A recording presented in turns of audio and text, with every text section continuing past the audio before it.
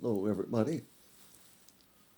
Just like to give a little bit of my background to some of the new subs I have, and they might not know me too good or been able to watch a lot of videos to see who I am now.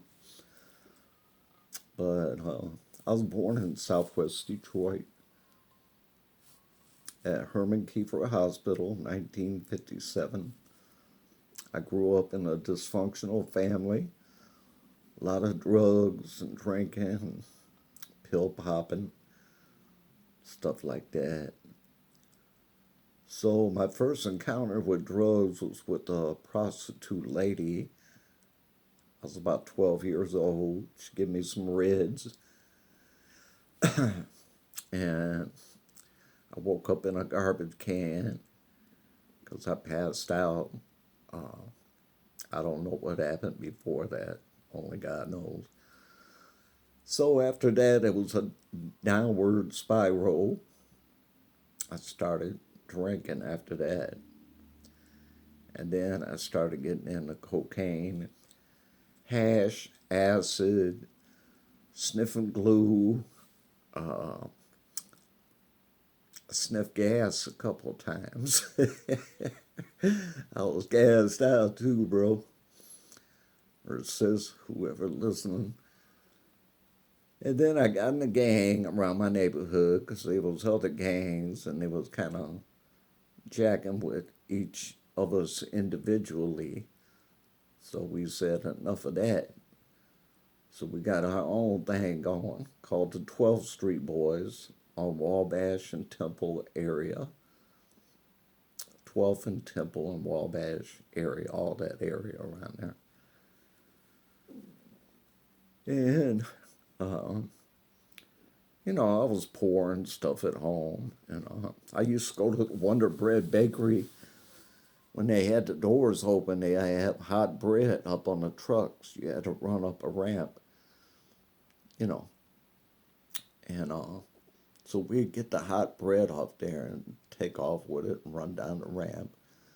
And then they had Hostess cakes too. We used to steal a bunch of them and go downtown.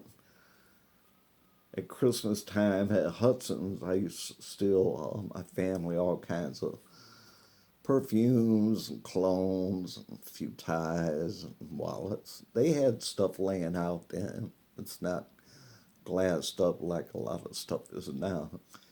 They just had it laying out, so you just walk by and pick it up and go on about your business.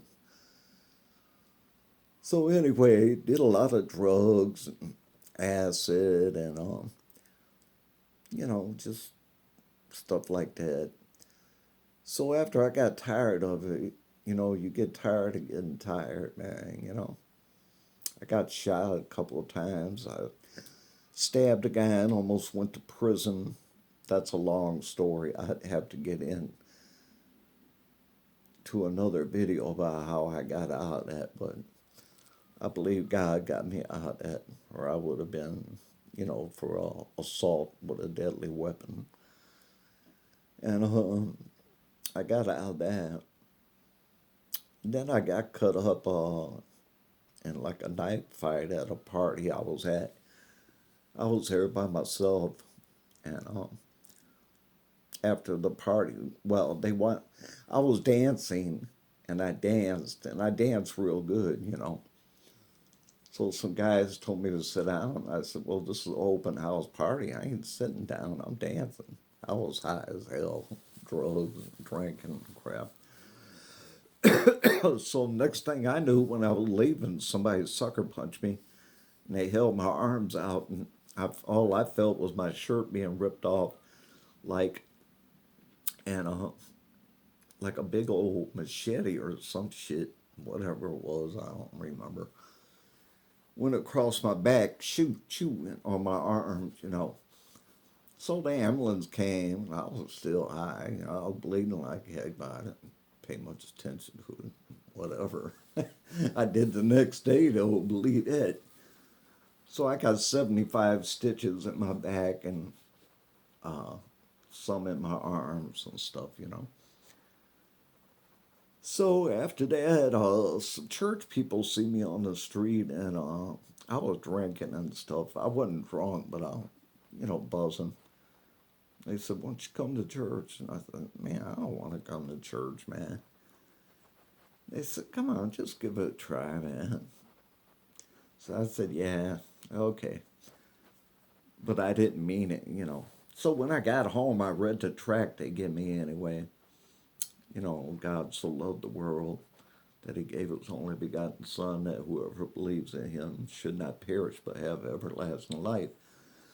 So I kept reading it, and it was dealing with me, but I didn't take it to heart or nothing. You know what I mean? But I kept reading it every day before I'd go out and get stoned and stuff. So one day I called them up and I said, they put their number on the track. I said, "I'd like to go to church." But when I went, I was high. Not stoned out of my mind, but I was high. And mostly a little bit of dope and a few beers and stuff. So I went, and I was looking at everybody raising their hands, praising God and stuff. And at first I thought, man, these people are freaking crazy, man. What the hell did I get into here? So by the time the service was over, I was at the altar, man, crying, asking God, "Can you help me get out this? You know, I've had enough. Tired of fighting and, shooting at people and getting shot and all this other happy crap." So anyway, uh, I did that. They took me about 2 or 3 times. And I think the third time, I said, "God, you're going to have to help me. I'm really serious this time. I don't want to do this no more when I walk out of here." So, believe it or not, a lot of people might not believe it, but I really don't care because I know what happened. I woke up and I just had a different mindset, like a different spirit about me. It's kind of hard to explain, but I didn't want to get high no more. Now, I'm not saying I haven't made mistakes since. I have. But I'm talking about at that moment there. So, anyway, uh, God made a way for me to get in contact with my other part of my family that wasn't. My brother drank a few beers, about 3 times a week. But, they wasn't into all kinds of drugs and stuff. And I had to get away from where I was at, away from the crowd that I was around because that drew me back into what I was doing. So God made a way. I went over there, and I stayed sober for years and years. Then I met my wife, of course, and had my daughter and stuff. And well, that's how I'm going to talk about it now. But anyway, that's what part of my life anyway.